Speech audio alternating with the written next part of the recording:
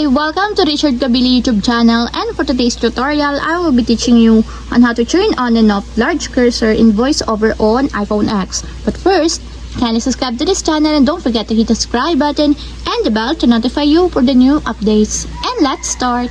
Using your iPhone X, from your home screen first, go to Settings. Then in the settings, scroll down and find the accessibility and then tap. Then in the accessibility, go to vision section and then tap the voiceover. Then after that, in the voiceover, scroll down and then find the large cursor. And as you will see, there's a switch button located on the side of it. Then all you have to do is just tap it to enable until it becomes green. And if you want to disable or turn off, just tap again the switch button, just like this.